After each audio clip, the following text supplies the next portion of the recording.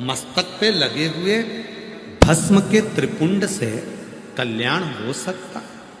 प्रकट होकर एक बूढ़े का रूप रखकर भस्म के 3 स्वरूप बता दिए। लोग माथे पर त्रिपुंड लगाते हैं भस्म का। शंकर भगवान ने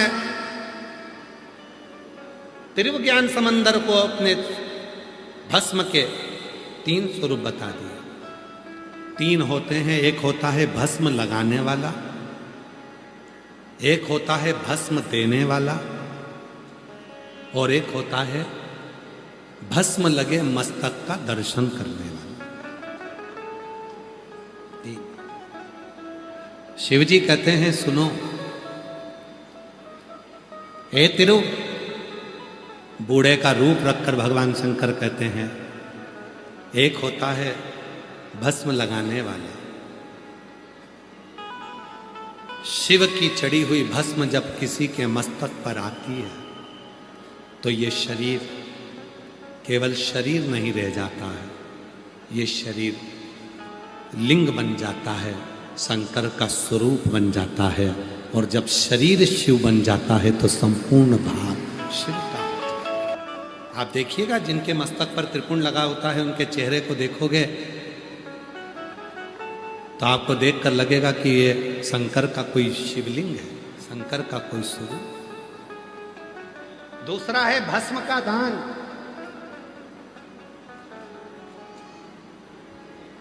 अपने मस्तक की लगी हुई भस्म में से अगर एक अंश भी भस्म, थोड़ी सी भी, एक कण भी किसी को मिल जाती है तो उसका जीवन सार्थक हो जाता है, शिव का।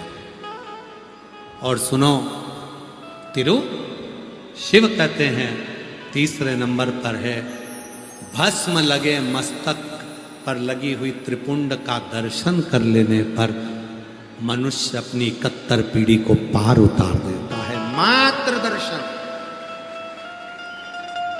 मस्तक पर लगे हुए भस्म को दर्शन मात्र से जीव पार उतर जाता है।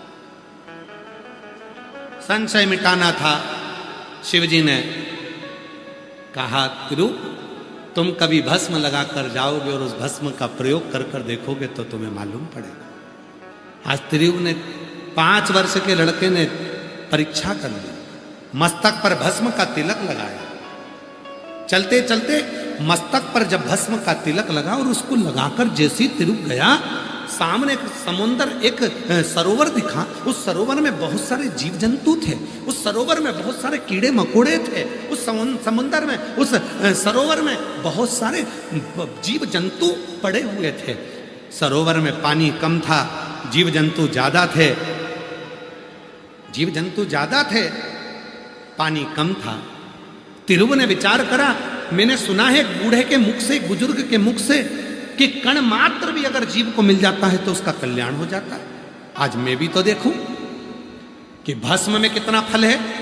तिरु ने अपने मस्तक की भस्म में से थोड़ी सी भस्म निकालकर सरोवर में डाल दी। सरोवर में डालते ही जितने भी जीव थे, जितने जीव थे जिनका समय पूर्ण हो चुका था, वो सुंदर सुंदर वस्त्र धारण कर कर शिव धाम को जाने लगे। और जो सरोवर में बाकी के जीव थे वो शिव नाम गाने लगे।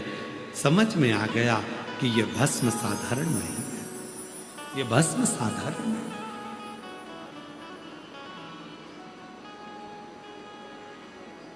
ये भस्म साधारण नहीं है, समझ गया ये कोई